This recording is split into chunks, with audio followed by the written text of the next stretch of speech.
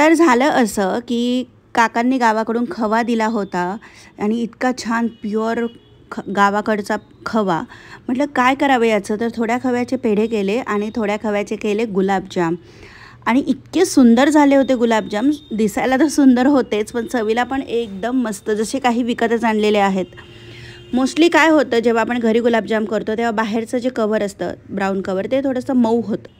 तर ते होऊ नये त्याच्यासाठी काय करावं, व्हिडिओ शेवटपर्यंत बघा, नक्की आवडेल. आणि अजूनही चॅनलला सबस्क्राईब केलं नसेल तर झटपट पहिल्यांदा चॅनलला सबस्क्राईब करा. तर काय करायचं, असा फ्रेश खवा आणायचा आणि 1 कप खवा घेतलेला आहे मी, आणि 1 चमचा वरती असेल मोकळा मोकळा करून घेतलेला आहे खवा. कारण तो कसा गावाकडे पानामध्ये देतात आणि त्यामुळे तसा घट्ट असतो, मग तसं छान मोकळा करून घेतलेला आहे. आणि त्यानंतर त्यामध्ये घातलेला आहे मी 1/4 कप, म्हणजे अगदी छोटी जी वाटी असते आपली तेवढा मैदा, आणि अगदी 2 चमचे टाकायचा आहे रवा. आता रवा का टाकला, तर थोडंसं त्याला जाळीदार नेचर यावं त्यासाठी, म्हणून थोडासा रवा घातलेला आहे. बारीक रवा घालायचा, जाड रवा घालायचा नाही, जास्त पण रवा घालायचा नाही, बस इतकंच घातलेलं आहे. आणि हे सगळे पिठं एकत्र करून घ्यायचे आणि त्याचा बनवायचा आहे गोळा. आता गोळा लगेच बनवायचा नाही, असं चोळत चोळत बनवायचा आहे, एकजीव करायचा आहे पीठ. आणि जितकं छान गुलाबजामला तुम्ही पीठ चोळाल तेवढे तुमचे गुलाबजाम मौसूद आणि हलके फुलके येणार आहेत, जाळीदार बनणार आहेत. म्हणून मग असं मस्तपैकी मळून घ्यायचं आहे पीठ. इथं आई आमच्या पीठ मळून घेत आहेत. जर तुम्हाला वाटत असेल की पीठ अगदी कोरडं होत आहे, गोळा बनत नाही आहे, तर अगदी 2 ते 3 चमचे दूध टाकलं तरीसुद्धा चालणार आहे. पण हा खव्यामध्ये इतकं तूप होतं की काहीच टाकायची गरज नाही पडली मला. नुसता खवा चोळत गेले तर असं छानपैकी गोळा बनवून तयार झालेला आहे, मौसूद गोळा बनवून तयार झालेला आहे. आता हा मी 10 मिनिट झाकून ठेवणार आहे, 20 मिनिट झाकून ठेवणार आहे. ह्यामध्ये रवासुद्धा मिक्स आहे, म्हणून मग एक 20 मिनिट झाकून ठेवलेलं आहे. 20 मिनिट नंतर पुन्हा एकदा चोळून घेतलं आणि असे छान छोटे छोटे गुलाबजाम बनवून घ्यायचे आहेत. गुलाबजाम तुम्हाला लंबोळके बनवायचे तर तसे बनवू शकता, ओव्हल शेपमध्ये, किंवा राऊंड शेप नॉर्मल असतो. आता तुम्हाला साईज किती मोठी पाहिजे ती तुमच्यावरच आहे, पण आम्ही अगदी छोटे छोटे बनवलेले आहे, कारण ते तळताना थोडेसे मोठे होतात, त्याचप्रमाणे पाकात टाकल्यावर सुद्धा ते फुलतात. म्हणून मग छोटे छोटेच बनवलेले आहे. आणि जेव्हा लहान मुलं खातात तेव्हा त्यांच्यासाठी असे छोटेच बनवलेले चांगले असतात. तर खव्याचे आहेत म्हणून अजिबात गुलाबजामला क्रॅक नाही आहेत, काहीच नाही आहे, एकदम इझिली गोल होत आहेत. आणि जर वाटत असेल क्रॅक होत आहे तर हाताला थोडंसं मळण्याच्या आधी तूप लावायचं आणि मग असे गोळे बनवून घ्यायचे. तूप लावल्यामुळे गोळा जे असतात, गुलाबजाम जे बनवतो त्याला तडे जात नाहीत. मस्त गुलाबजाम बनवून झालेले आहेत. इकडे तेल तापायला ठेवलं होतं, तुम्ही तुपातसुद्धा तळू शकतात, पण आम्ही इथे तेलाचा वापर करत आहोत. सुरुवातीला एक असा गोळा छोटासा टाकून बघायचा, तो वर आला आणि लगेच ब्राऊन नाही झाला तर समजायचं आपलं तेल व्यवस्थित तापलेलं आहे. खूप कडकडीत तेल नको आहे किंवा अगदी खूप थंड नको आहे, मीडियम पाहिजे. छान गरम करून घ्यायचं आणि त्यानंतर मीडियम गॅसवर हळूहळू तळायचे आहेत, खूप घाई करायची नाही, म्हणजे तेल खूप कडकडीत गरम नको आहे, नाहीतर मग काय होईल, गुलाबजाम झटपट तुमचे वरून ब्राऊन होतील आणि आतून कचरट राहतील. मग ते पाकात टाकल्यावर असे मध्येच असं गोळा लागतो बघा गच्चाचा, तसा लागेल. तसं होऊ नये म्हणून मग वेळ घ्यायचा.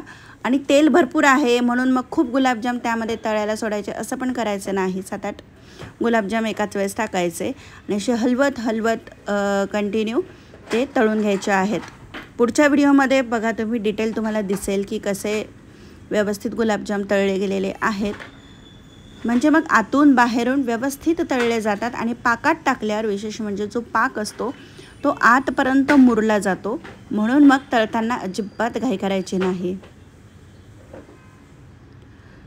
तर आई इथे मस्त वेळ घेऊन छान तळून घेत आहेत.